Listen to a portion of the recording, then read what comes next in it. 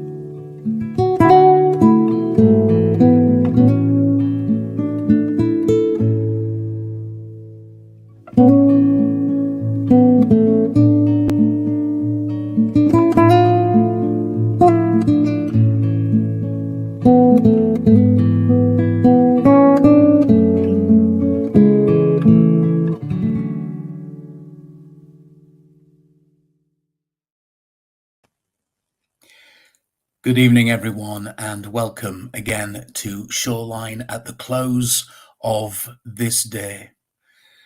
What kind of day have you had? I invite you to join me to set some time aside to pray, to breathe, and just to be. As part of my own spiritual journey, I've lent heavily on the Ignatian spirituality and practices. And at the end of the day, as part of that tradition, we do something called the examen. And I love that word because it's about examining, looking back at the day. And a friend of mine once suggested that I do this by identifying the thorns and the roses. Where were the sharp bits, the hard bits, the hurtful bits? Whether that be me as the one doing the hurting or me, the one that is hurt. Where were the roses, the sweet bits? And in all of that, knowing that God holds that intention and constantly loving us, no matter what. And so I invite you this evening to come and just to sit, to put down the cares of the day, as you start your evening walk along the shoreline. So breathe with me. Whether this day has been a consolation or a desolation, I invite you to identify the thorns and the roses. Where were the thorns? The prickly bits, the bits that are sharp, the bits that can scratch, the bits that hurt. Where were the thorns in this day?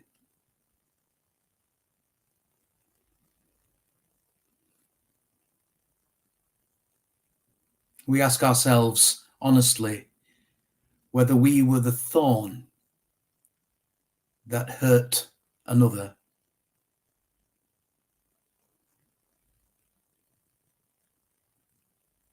And if so, we just bring that into the very heart and the love of God. Knowing God to be a God of redemption, of reconciliation, of forgiveness and mercy.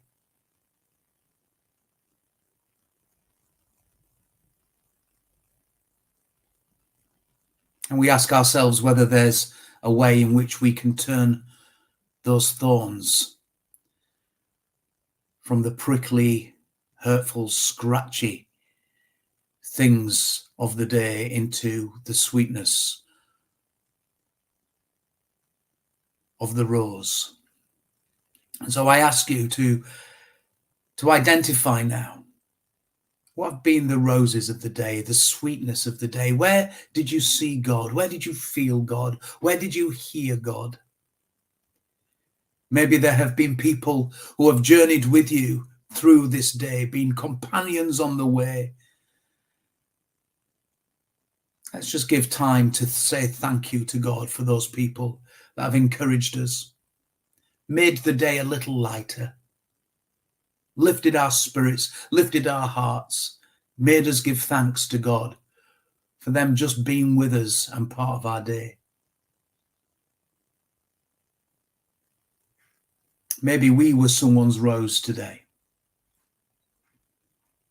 And so we give thanks for the grace that God uses us, even us, to bless and encourage, to uplift and enable others in the journey of their day.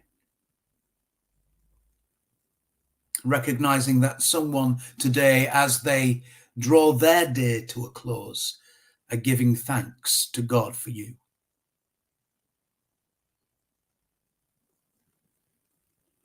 Jesus, you are waiting on the shoreline for me to return from this day. The fire is lit. The smell of the coals and the baking bread and fish waft through the air. You invite me to pause as the light fades and the night draws in. Thank you that you model how activity and rest are held in tension. Teach me this night to rest with and in you.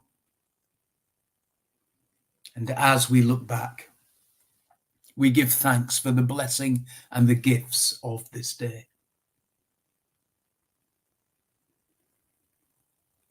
Thinking of the thorns, thinking of the roses, knowing that you are a God of absolute unconditional love. Assure me of your forgiveness and let me lay down all that burdens me this night. Jesus of the shoreline, at the end of this day, as I rest secure in your arms, I pray for those places in the world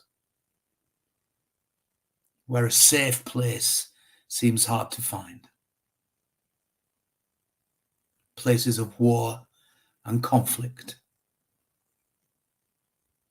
For those living in fear of violence. I pray for those for whom the pain of bodies and the turmoil of minds mean deep rest is rare.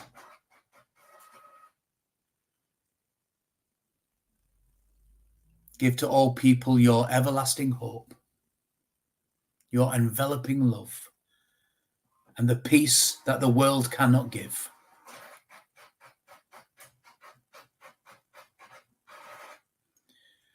With the psalmist I say, in peace I will lie down and sleep. For you alone, Lord, make me dwell in safety. God bless you. God bless you real good this night. Amen.